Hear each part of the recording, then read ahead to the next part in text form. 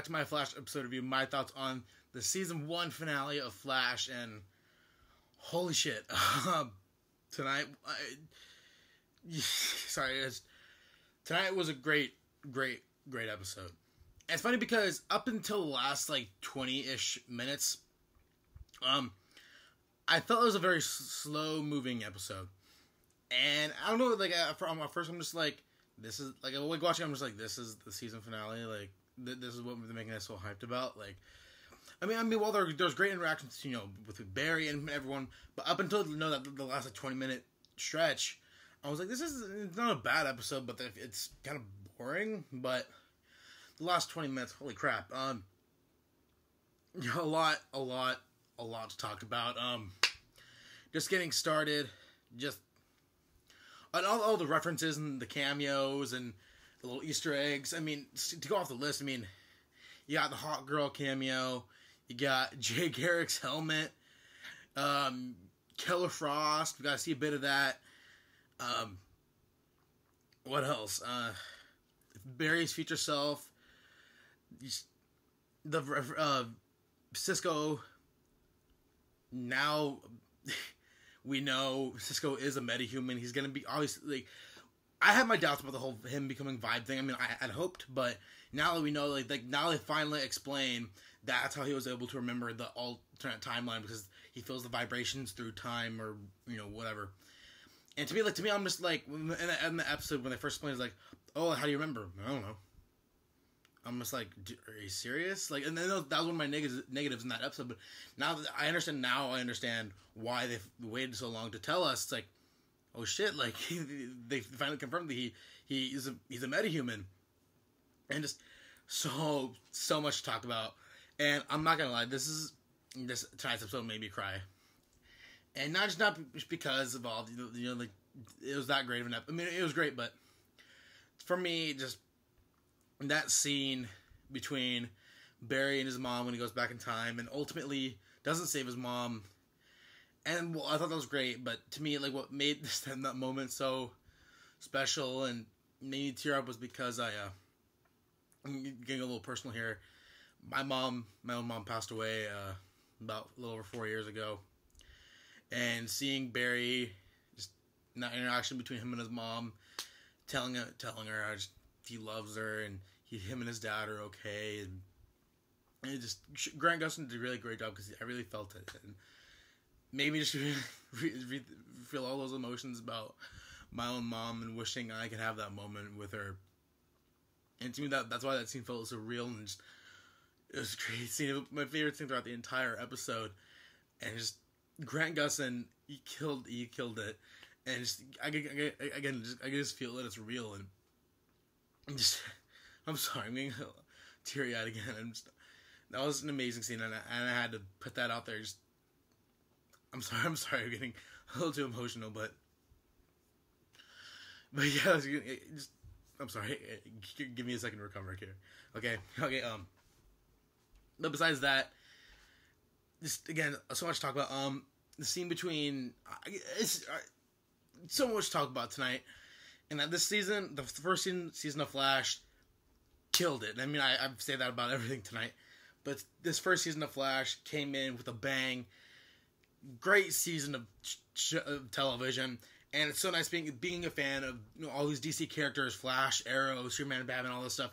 And have a show like this be so successful and just be a great show to watch.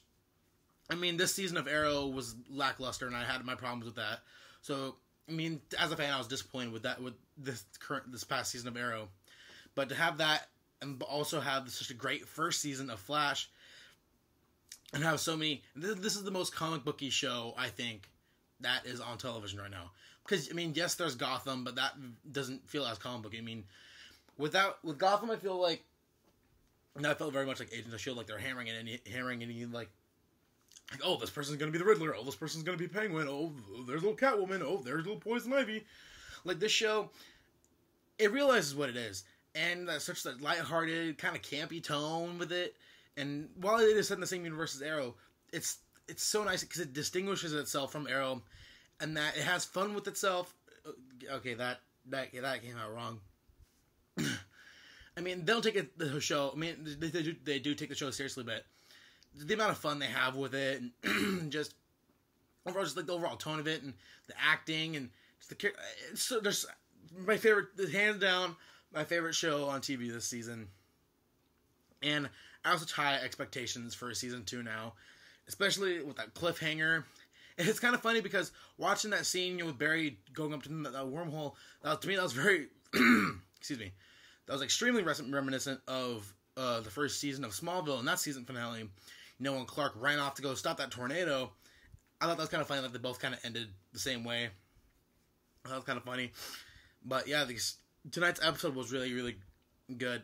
But to go into some of the things I didn't, just some minor nitpicky things. Just Caitlin not knowing what a singularity was. I mean, she's been working with the Flash, and she's working in Star Labs for years now, and, you know, she's been a part of this whole thing. At this point, how do you not know what a singularity is? I mean, to me, I just felt like they hammered that in just to explain to the audience what a singularity is. I mean, I know, because I've watched a lot of movies and stuff. I know what a singularity is, but the fact that I have like a scientist / doctor not know what that is, to me, it took me out of it. I'm just like, wait a minute, why would she not know what that is? So there's that. And then, I don't know, I liked Eddie in this episode. I really did. But the whole thing with him and Iris, I mean, it was, I'm really conflicted with that. Because if I get to a point where I liked Eddie as a character, and I still do, but tonight, the whole thing between him and Iris, I got to the point where I'm like, okay, like, I like them both as individual characters, but together, I just don't like them as a couple. And then he's just like, oh, well, screw the future, blah, blah, blah.